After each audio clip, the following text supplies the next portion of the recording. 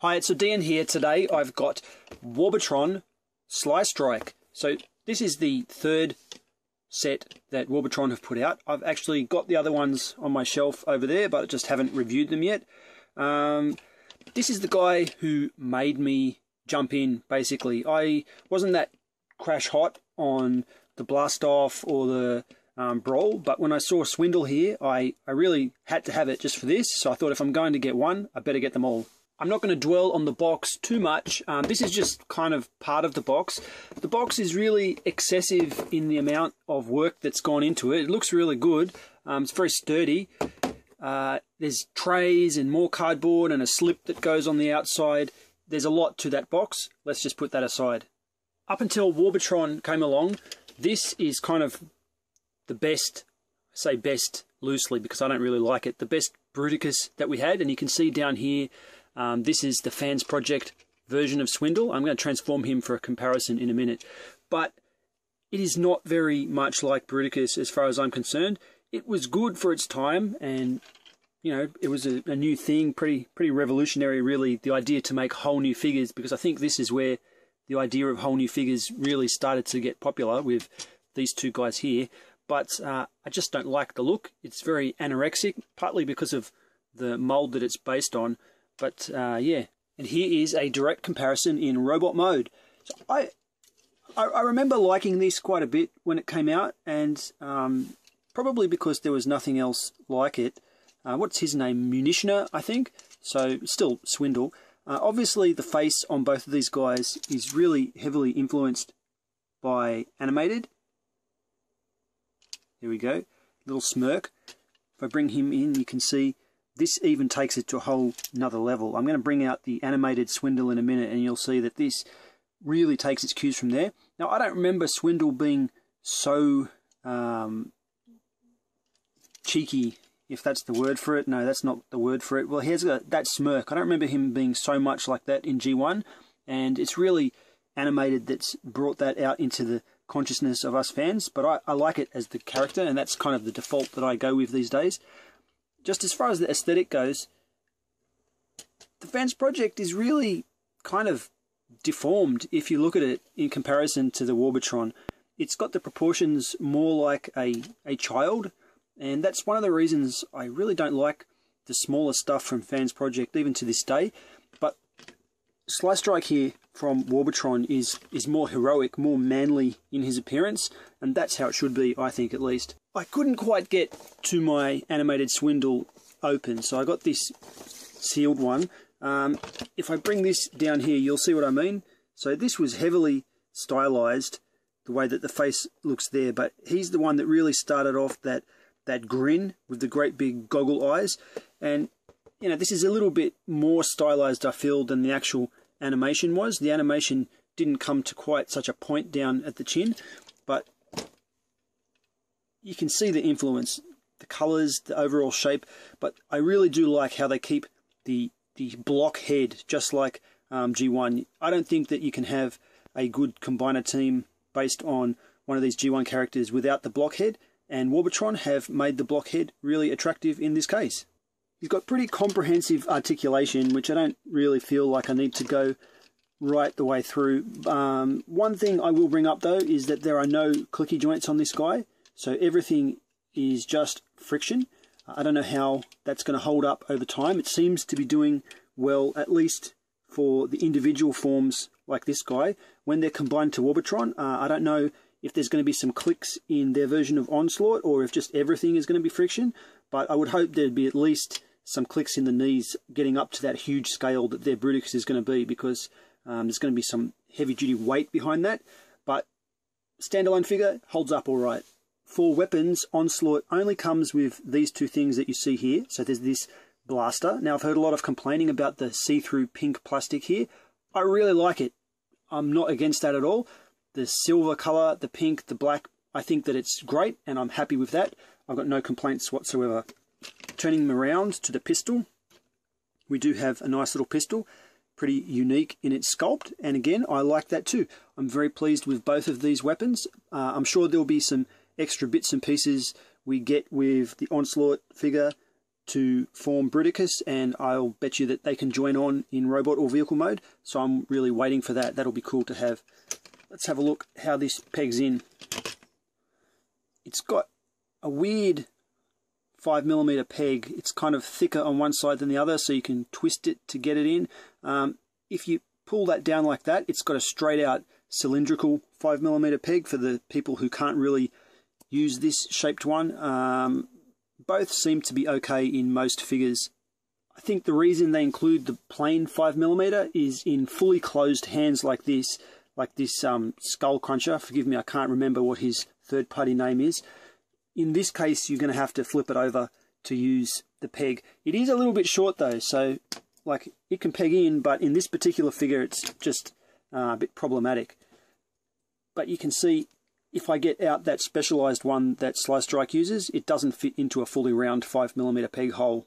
The hands themselves have articulation at the main knuckle, which is just one big block of fingers that move out like that. The thumb doesn't go anywhere.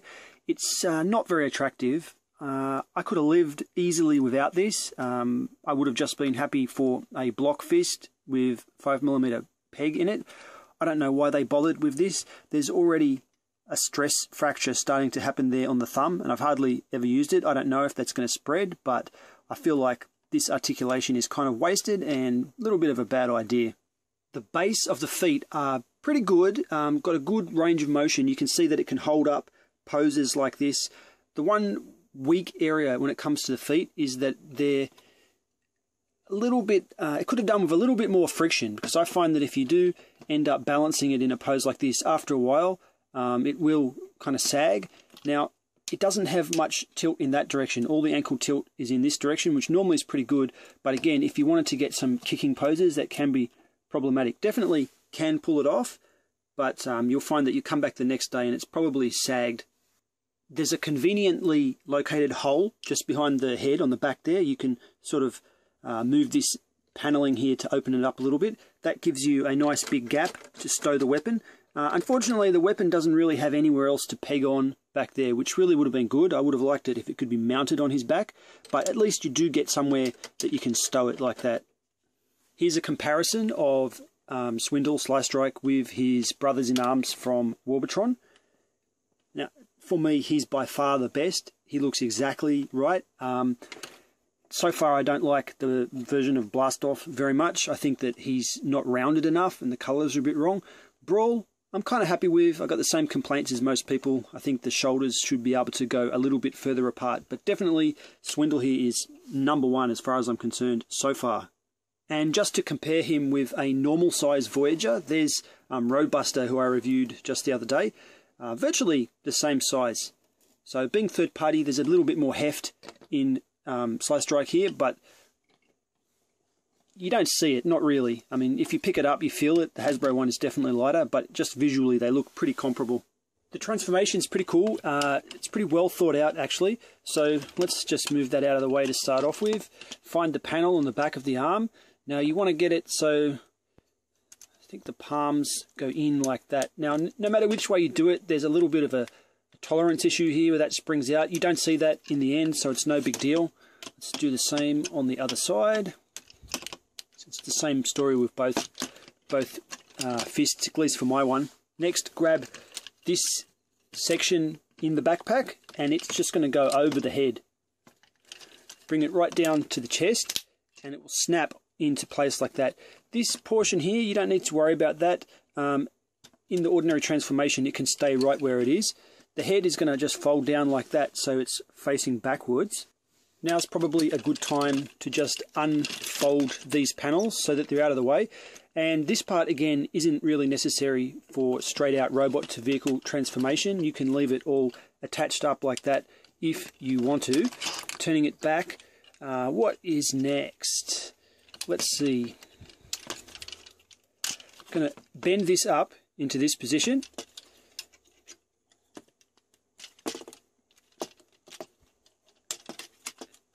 I don't know if you can see what I just did then, but it's basically getting the arm up under that panel at the back. I'll do the same thing on the other side. Just split that out.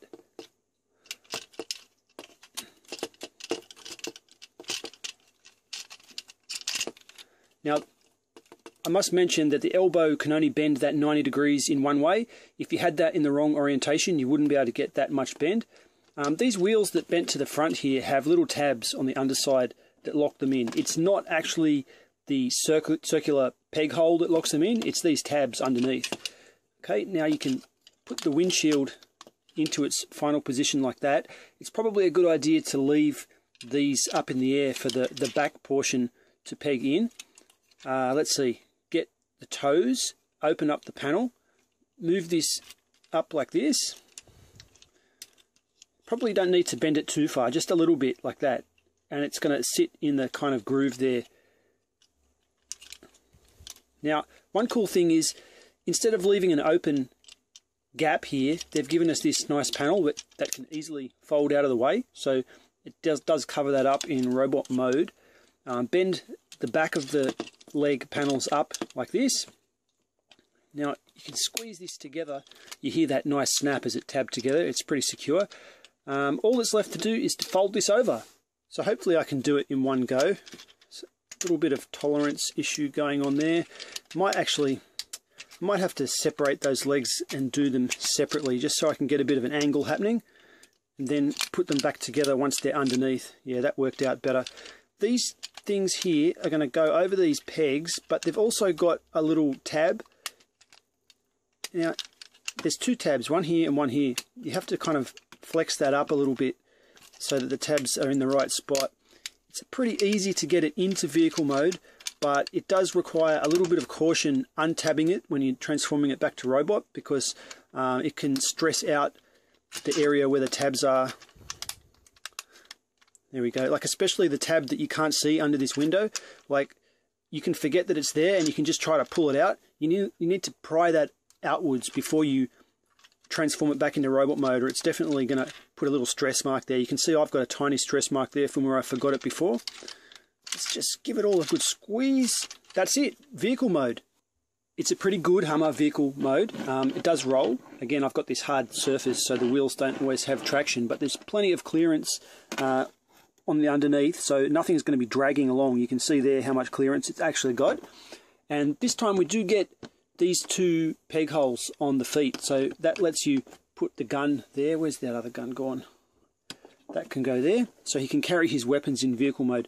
Now, I should mention that back in robot mode, when I was complaining about no peg holes, you can choose to use these screw holes as peg holes, and it sometimes lets you get like a shoulder mount going on, but there's clearance issues, so I don't feel that it's really intentional. Let's compare it to some other vehicles I've got.